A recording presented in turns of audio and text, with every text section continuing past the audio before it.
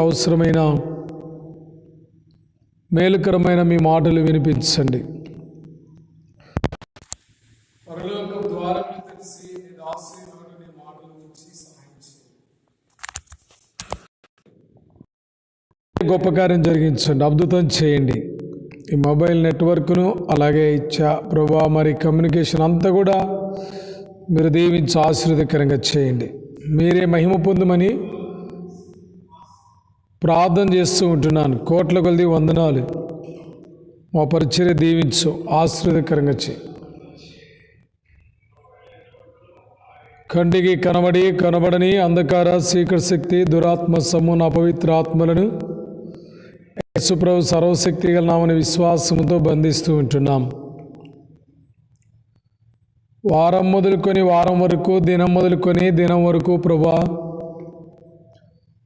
మీరు చేస్తున్న మేలు, చేస్తున్న ఆరోగ్యం, ఆయుష్ని బట్టి కృతజ్ఞతలు, వందనాలు. ఈ సమయంలో మీ నడిపింపును కోరుతూ ఉంటున్నాను. దయ చూపించు, అద్భుతం చేయండి.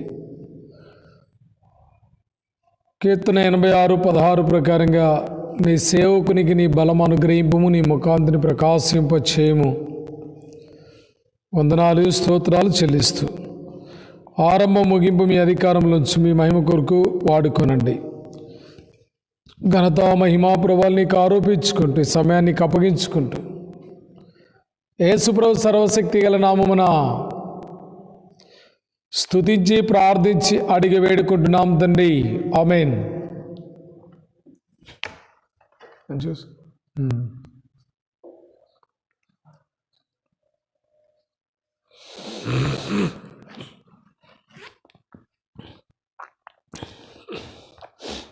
ప్రభునందు ప్రియులరా, ఈనాటి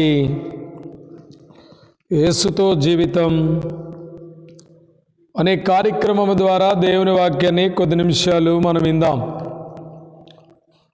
వాక్యలేఖన భాగాలను బట్టి ధ్యానం చేసుకుందాం. యేసుతో జీవితం అనే కార్యక్రమం ప్రభు అనుగ్రహిస్తూ వచ్చాడు. మనం నిన్నటి దినం కొన్ని విషయాలు నేర్చుకుంటూ వచ్చాం. ఆదికాండం 12వ అధ్యాయం 1వ వచనం. The book of Genesis chapter 12 verse 1. అబ్రహామును దేవుడు పిలుచుట, అబ్రహామును దేవుడు దర్శించుట, అబ్రాహాము కొరకై దేవుడు వేచి ఉన్నటువంటి దినాలు సంపూర్ణమైనప్పుడు, అంతకుముందు అబ్రహాం అన్యుడిగా ఉంటూ వచ్చాడు, దేవుడు అని కావాలని ఆశపడుతూ వచ్చాడు. బలమైనది, ఆయన స్వరము శక్తివంతమైనది. కాబట్టి ప్రభునందు ప్రియమైనటువంటి స్నేహితుడ సహోదరి, ఒక్కసారిగా ఆయన స్వరం అబ్రాహాము గారు విన్నప్పుడు ఆశ్చర్యపోయింటాడు. ఆయన స్వరం ఎలా వినబడుతుందో కీర్తనాకారుడు 29వ కీర్తనలో రాస్తూ వచ్చాడు. 29వ కీర్తన 3వ వచనములో ఆయన స్వరము మహాజల ఘోషణములో కూడా వినబడగలిగినంత గంభీరమైనది. ఆయన స్వరము ఉరుము లాంటిది. 4వ వచనంలో the book of Psalms chapter 29 verse 4, 29వ అధ్యాయం మనం చూస్తూ ఉన్నాం. ఆయన స్వరము బలమైనది, ఆయన స్వరము ప్రభావము గలది, ఆయన స్వరము అగ్ని జ్వాలల వలె ప్రజ్వలింపజేసేది. ఆయన స్వరానికి లేళ్ల సహితము పిల్లలను ఈనతాయంట, కంటాయి, ఆకులు రాలుతాయి. దావీదు జీవితంలో వచ్చిన ఒక గొప్ప తుఫానును దావీదు ఎరుక్కున్న అనుభవంలో దేవుని యొక్క స్వరాన్ని గురించి రాశాడు. దేవదారు వృక్షములు కూడా ఆయన స్వరానికి ఇరిగిపోయాయి. అట్టి అద్భుతమైనటువంటి స్వరాన్ని ఈ దినం నీవు నేను కూడా వింటూ ఉన్నాం. అబ్రహాం ఏదైతే అబ్రహాం గారు ఆశించారో ఒక్కసారిగా స్వరం విన్నప్పుడు అబ్రహాముకు ఆశ్చర్యం కలిగింది. నేను నిజంగా దేవుడు ఉంటే నాకు కనబడితే బాగుండు, నన్ను పిలిస్తే బాగుండు, నన్ను మోసేవాడు ఉంటే బాగుండు, నా కొరకై శ్రద్ధ కలిగిన వారు ఉంటే బాగుండు, ఎన్ని దినాలు ఇలాగ మొయ్యాలి, వినని చూడనటువంటి వారిని ఎన్ని దినాలు మొయ్యాలి అనుకున్నటువంటి ఆ అబ్రాము గారి యొక్క కోరిక నెరవేర్చిన దినం. తన ముందు నుంచి, తన ఇరువైపుల నుంచి, తన వెనుక భాగం నుంచి ఆయన స్వరం ఒక్కసారిగా అబ్రాము ఆవరించినప్పుడు అబ్రాము గారు ఎలా మనం ఊహించవచ్చు, ఎంత ఆశ్చర్యానికి గురైంటాడో మనం ఊహించవచ్చు. ఒకటి, ఆ స్వరం విన్నప్పుడు అబ్రాము అడిగింటారు, ఎవరండి మీరు అని అంటాడు. ఖచ్చితంగా అంటాడు. ఆశ అదే కాబట్టి తనది, మనం ఖచ్చితంగా అంటాం. ఎవరండి మీరు పిలిచేది? ఇప్పుడు ఫోన్ చేస్తారు కొన్నిసార్లు, కొన్ని నెంబర్లు అయినా ఫీడ్ అయినప్పుడు మనం హలో చెప్పండి పలానా అని పేరు చెప్తాం. కానీ ఒక కొత్త నెంబర్ ఏదన్నా వచ్చినప్పుడు, లేకపోతే రాంగ్ కాల్ వచ్చినప్పుడు మాట్లాడుతూ ఉంటారు. ఎవరండి మీరు ఫోన్ చేశారు కదా, ఎవరండి మీరు చెప్పండి అంటారు. మేము పలానా చెప్తారు. అలాగే ఫోను లేకపోతే ఇతరుల దగ్గర నుంచి వచ్చేటటువంటి ఫోను అబ్రహాము ఎరుగడు స్థితి. చూడండి, దైవ ప్రత్యక్షత లాగుంటుంది. దైవజనుడు భక్త్ సింగ్ గారు తన ఫ్రెండ్తో ఒక మందిరంలోనికి వెళ్ళినప్పుడు ఆయన మోకరించింది, అందరూ మోకరించి చూసి ఆయన మోకరించినప్పుడు పరిశుద్ధాత్మ దేవుడు తనను దర్శించినప్పుడు వణికిపోయినాడు, షేక్ అయిపోయినాడని సాక్ష్యం బుక్లో చూస్తాం. దైవజనుడు భక్త్ సింగ్ గారి యొక్క అనుభవంలో నేను అనుకుంటాను, అబ్రహాం కూడా పరిశుద్ధాత్మ దేవుడు అబ్రహామును దర్శించినప్పుడు అబ్రహాం గారిని ఆయన కూడా షేక్ అయింటాడు, వణికిపోయింటాడు. ఎక్కడిది కాలు ఏంటి, నా శరీరంలో మార్పు ఏంటి, ఈ స్వరము ఏంటి ఇంత బలంగా ఉంది, ఇంత గంభీరంగా ఉంది, ఇంత గర్జిస్తుంది. ఒక సన్న స్థితిలో లేయి అబ్రహాం గారు, మీరు లేయండి అంటున్నాడు. ఎవరండి కాల్ చేసింది, ఫోన్ చేసింది ఎవరు అని అంటాడు. ఎవరండి మీరంటే దేవుడు ఆన్సర్ ఇచ్చింటాడు. ఏమని దేవుడు ఆన్సర్ ఇచ్చిన, మీ తండ్రి గారు బతికి ఇచ్చావో, మీ తండ్రి గారు బతికున్నప్పుడు ఏ దేవుడు కావగుండు, ఆయన నేను చూస్తే బాగుండు, ఆయన నన్ను మోస్తే బాగుండని ఏ ఊహ అయితే కలిగి ఉన్నావో, దేని కొరకైతే నువ్వు ఆశ కలిగి ఉన్నావో, దేని కొరకైతే నువ్వు ఆలోచించావో ఆయననే నేను. అబ్రహాం అని అంటాడు, ప్రభువా నువ్వా, దేవా నువ్వేనా నిజమైన దేవుడవు, ప్రభువైన యేసుక్రీస్తు ప్రభువారివి, నీ స్వరము వినట నాకు ఈ దినము ధన్యత, నిన్ను చూచుట నా జీవితము ధన్యత, ధన్యకరమైనది, బ్లెస్ చేయబడినటువంటి ఇప్పుడు లైఫ్లోనికి వచ్చేస్తా ఉన్నాను నేను.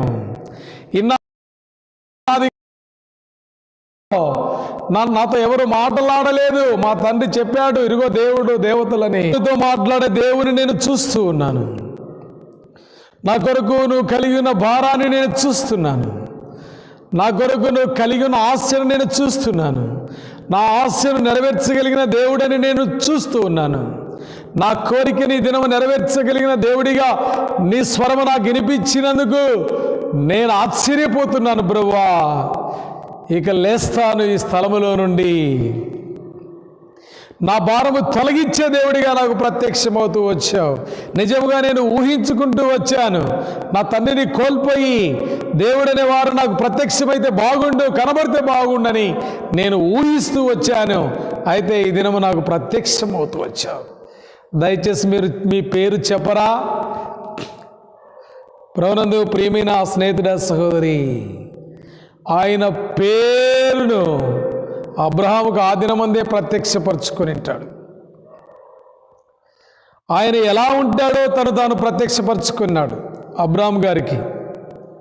కాబట్టి అబ్రహాం, నీ తండ్రి జనులు నీకు ఆనుకోవడానికి లేదు, నీ నీ నీ రక్త సంబంధాన్ని నువ్వు ఆనుకోవడానికి లేదు, నీ బంధువులను నువ్వు ఆశ్రయించడానికి లేదు. ఇప్పుడు నీ ద్వారా నా నియమము, నా నిబంధన, నా ఆజ్ఞ, నా తలంపు అనాది కాలములో ఆదియందు నేను పూర్వకాలములో నేను భూమి మీద మనిషిని మానవుని నిర్మించినటువంటి ఉద్దేశం నీ ద్వారా నేను నెరవేర్చుకోవాలని నేను ఆతృతపడుతున్నాను. నా ఆత్మ ఘోషిస్తుంది. నేను సృష్టించిన మనుషులందరూ నీకంటే ముందున్న వారు అనేకులు త్రోవ తప్పిపోయారు, నన్ను కనుగొనలేకపోయారు, నా స్వరం వినలేకపోయారు, నా ప్రత్యక్షతను చూడలేకపోయారు. కేవలం ఎల్లప్పుడూ వారు నరమాత్రులై వారి హృదయాలోచనలు తప్పిపోయి చెడిపోయిన వారిగా ఉంటున్నారు. వారు విస్తరించిన కొలది, వారు జన విస్తరణ కనుగొలది పాపములో విస్తరించిపోయారు. అనేక మంది నశించిపోతూ వచ్చారు. నీ ద్వారా నా ఆలోచన నేను నెరవేర్చుకోబోతున్నాను. ప్రభునందు ప్రియమైనటువంటి స్నేహితుడ, సహోదరి, ప్రభువైన యేసు క్రీస్తు ప్రభువారు ఒక్కొక్కరి ద్వారా ఒక్కొక్క తలంపు కలిగి దేవుడు ఉంటున్నాడు. ఒక్కొక్కరిని రక్షించుట్లో దేవుడు ఒక్కొక్క ఉద్దేశం కలిగి ఉంటున్నాడు. ఒక్కొక్కరిని పిలుచుట్లో ఆ పిలుపులో ఒక్కొక్కరి కొరకై ఆయన యొక్క ఆలోచన ఒకటి ఉంటుంది. ఆయన నెరవేర్చుకోవాల్సినటువంటి ఆశ ఒకటి ఉంటుంది, నిబంధన ఒకటి ఉంటుంది. ఈ యొక్క ఏర్పాటును కనుగొను. దేని కొరకు, ఏ స్థితిలో పిలిచాడు, దేని కొరకు పిలిచాడు, ఎందుకు పిలిచాడు, ఏమి చేయమని పిలిచాడు. ప్రభునందు ప్రియమైనటువంటి స్నేహితుడ, సహోదరి, రాత్రికాల సమయంలో అందుకని రోమీలకు పౌలు రాస్తూ 6వ అధ్యాయంలో అంటున్నాడు, పౌలు, ఏ స్థితిలో ప్రభు నిన్ను పిలిచాడు ఆ స్థితిలో నువ్వు దేవుని గణపరచు. అధికమైనను తక్కువైనను నువ్వు కోరకు అని పౌలు అంటాడు. కాబట్టి అబ్రాహాముతో దేవుడు అంటున్నాడు, నేను నీతో నా నిబంధనను నెరవేర్చుకోవాలి, నా పరిపూర్ణతను నేను నెరవేర్చుకోవాలి. ప్రాణందు ప్రేమైనటువంటి స్నేహితుడా, సహోదరి, ఆయన నెరవేర్చేటువంటి దేవుడు. కాబట్టి సమయం వచ్చింది. Romans chapter 8 verse 30. మరి ఎవరిని ముందుగా నిర్ణయించనో వారిని పిలిచెను, ఎవరిని పిలిచెనో వారిని నీతిమంతులుగా తీర్చెను, ఎవరిని నీతిమంతులుగా తీర్చెనో వారిని మహిమపరచెను. కాబట్టి ప్రభునందు ప్రియమైనటువంటి స్నేహితుడా, సహోదరి, దేవుని యొక్క పిలుపు అబ్రహాం గారు అందుకుంటూ ఉన్నాడు, ఆ మాటను వింటూ ఉన్నాడు. కాబట్టి రాత్రికాల సమయంలో నీవు నేను కూడా దేవుని యొక్క పిలుపు, నిన్ను నన్ను పిలుస్తూ ఉంటున్నాడు. అబ్రాహామును పిలిచిన దేవుడు అనేకులను పిలిచాడు, ఏర్పరచుకున్నాడు ఆయన యొక్క పని చేయడానికి, ఆయన సంకల్పము నెరవేర్చడానికి. ప్రియా, అటువంటి ఆశ నీ ద్వారా ఆయన కలిగి ఉన్నటువంటి నిబంధన, నీ ద్వారా ఏమి చేయాలనుకున్నాడు, నీ ద్వారా ఏమి చేపించాలనుకున్నాడు. ప్రభునందు ప్రియమైనటువంటి స్నేహితుడా, సహోదరి, అది నువ్వు గుర్తేయగలుగుతున్నావా? The book of Corinthians chapter 6 verse 20, 21, 23. కొరింథీయులకు రాసిన మొదటి పత్రిక పౌలు అపోస్తలుడు 20-21లో ఆ పిలుపుని యొక్క స్థితి గురించి ఆయన రాస్తూ వచ్చాడు. ప్రతివాడు ఏ స్థితిలో పిలువబడినో ఆ స్థితిలో ఉండవలెనో. దాసుడిగా, స్వతంత్రుడిగా, ప్రియా స్నేహితుడా, సహోదరి, ప్రభువు వలన పిలువబడినటువంటి దాసుడు ప్రభు వలన స్వాతంత్ర్యం పొందుతాడు. ఇప్పుడు అబ్రాహాము గారు స్వాతంత్ర్యం పొందబోతూ ఉన్నాడు. దేవుడు పిలిచాడు కాబట్టి. అప్పుడు తండ్రి అధికారంలో ఉన్నాడు, మానవ సంబంధమైనటువంటి బంధకాల్లో ఉండిపోయాడు అప్పుడు అబ్రాహాము గారు. ఇప్పుడు స్వాతంత్ర్యం పొందబోతూ ఉన్నాడు. ప్రభు చేత పిలువబడి ప్రభు ఇచ్చే ఆ స్వాతంత్ర్యాన్ని పొందుకోబోతా ఉన్నాడు అబ్రహాము గారు. నీ జీవితంలో ఏ బంధకములో ఉన్నావు? అబ్రహాములాగా తన తండ్రి బంధకాల్లో, తండ్రి అధికారములో ఉండి నీవు దాంట్లో చిక్కుకొని పోయావేమో. దేవుడి దినం నిన్ను పిలుస్తున్నాడు, నీకు విడుదల ఇవ్వబోతా ఉన్నాడు. నువ్వు వచ్చేసి అంటున్నాడు, అబ్రహామును పిలిచినట్లుగా నువ్వు లేయి, ఈ స్థానములో నుండి, నీ పాప స్థితిలో నుండి లేయి, నీ ఆత్మీయ గుడ్డితనములో నుండి లేయి, నీ గర్వములో నుండి లేయి, నీ యొక్క అహంకారములో నుండి లేయి, నీ లోకానుసారమైన జీవితంలో నుండి లేయి. ఇంతవరకు లోకానుసారాలన్నీ కూడా నెరవేర్చడానికి గతించిన కాలమే చాలును అంటాడు పేతురు. ఆ పరిస్థితుల నుంచి విడుదల పొందడానికి నీకు సమయం ఆసన్నమైంది. ప్రభు చెబుతా ఉన్నాడు అబ్రహాంతో. మరి నీ సంగతి ఏంటి? The book of 1 Peter chapter 4 verse 3 చూడండి ఏమంటున్నాడు? అన్యజనుల ఇష్టము నెరవేర్చుటకు గతించిన కాలమే చాలును. అంతవరకు అన్యజనుల యొక్క ఇష్టం అబ్రాహాము నెరవేరుస్తూ వచ్చాడు. కష్టంగానో, ఇష్టముండో, ఇష్టం లేకనో, తండ్రి యొక్క బలవంతాన్ని బట్టో, ప్రియా స్నేహితుడా, సహోదరి, అబ్రాహాము అలాగూ జీవిస్తూ వచ్చాడు. ఇప్పుడు దేవుడు అంటున్నాడు, ఆ అన్యజనుల ఇష్టం ఇప్పటి వరకు నెరవేరుస్తూ వచ్చావు, ఆ కాలము చాలు. అబ్రాహాం గారు, ఇప్పుడు నువ్వు లేయండి, నువ్వు లేచి రండి, లేచి రావాలా. దేవుడు అబ్రాహాంకి ఇస్తున్నాడు, నీవు లేచి అనే మాట.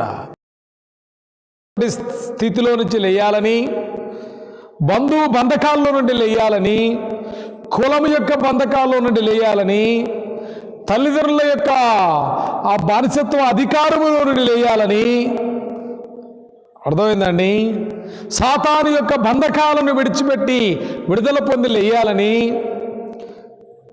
ప్రియమైనటువంటి స్నేహితుడా, సహోదరి, ప్రభు హెచ్చరిస్తా ఉన్నాడు.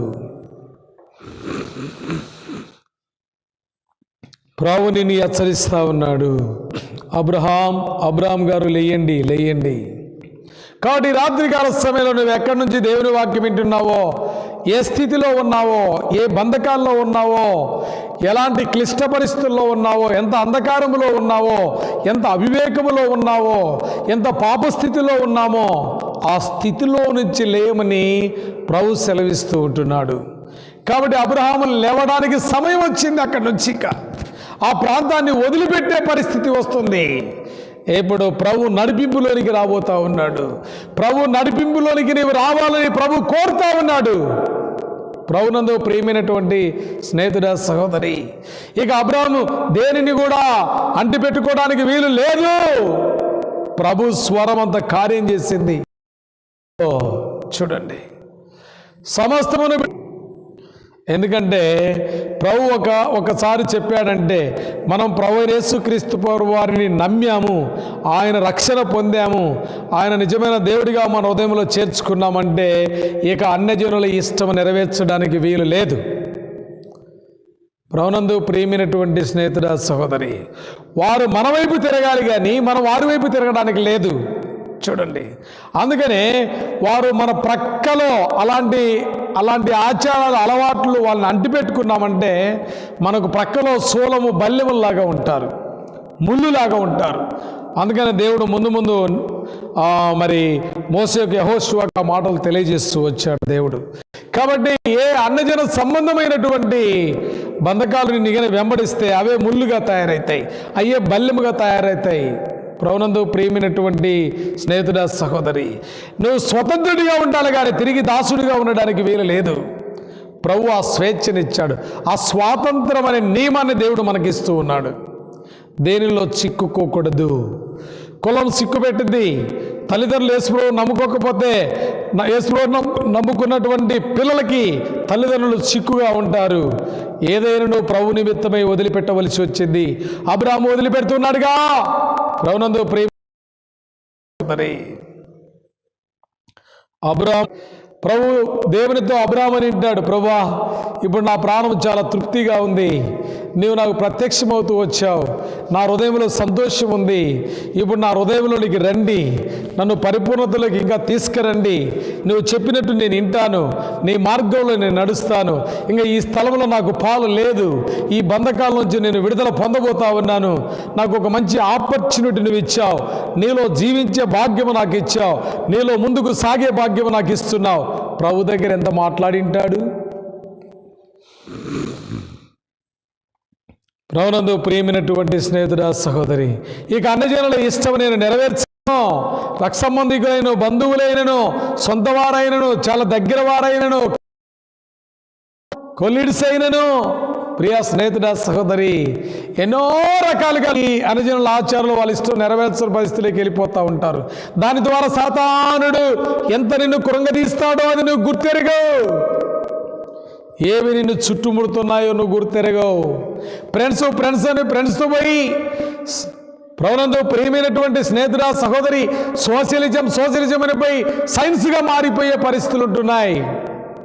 ప్రియా స్నేహితుడ సహోదరి, సాధ్యమైనంత వరకు నువ్వు ఆ స్థితిలో నుంచి లేయాలని ప్రభువైన యేసుక్రీస్తు ప్రభువారు ఇద్దరిని హెచ్చరిస్తూ ఉంటున్నాడు. నన్ను కూడా. ప్రియా స్నేహితుడ సహోదరి, ఫ్రెండ్స్ అని మోసపోతావేమో, వారిని ఆనుకుంటావేమో, ఆ స్నేహమే నిన్ను మోసపరుస్తుంది. ఆ స్నేహమే ప్రభు నుండి దూరం చేస్తుంది. ఆ స్నేహమే నీ ప్రవర్తన మార్చివేస్తుంది. అందుకని ఇన్ని దినములు అబ్రహాము మోసపోయాడు. కాబట్టి ఇప్పుడు ప్రభు సమయం వచ్చింది. ప్రభు అబ్రహామును పట్టుకున్నాడు. ఇక అబ్రహాముతో మాట్లాడుతూ ఉన్నాడు. కాబట్టి రాత్రి నీతో నాతో కూడా ప్రభువైన యేసుక్రీస్తు,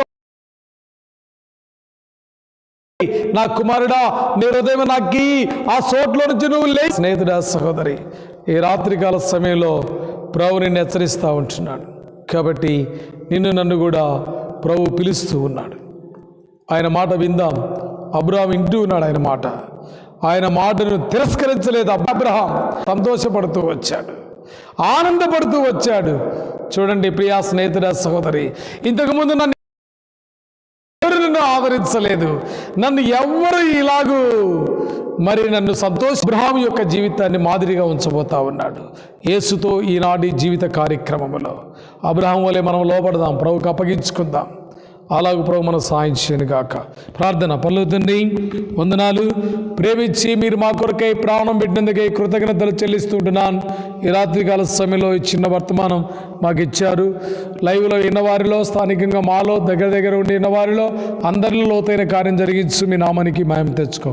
మీ దాసుని కుటుంబాన్ని బట్టి, స్థానిక సంఘాన్ని బట్టి, ప్రభు ఆ లైవ్లో దేవుని వాక్యం వింటున్న వారిని బట్టి వందనములు చెల్లిస్తూ, ఈ చిన్న ఛానల్ బట్టి స్తుతిస్తూ, చిన్న ఆపర్చునిటీ మాకు ఇచ్చినందుకు ఈ ప్రభు సమయాన్ని మీరు మాకు అనుగ్రహించి, యేసుక్రీస్తు వారి కృప, తండ్రి అయిన దేవుని ప్రేమ, పరిశుద్ధాత్మ దేవుని యొక్క అన్యోన్య సహవాసం మనకు, సకల పరిశుద్ధులకి, స్థానిక సంఘమునకును, దేవుని దాసుని కుటుంబానికి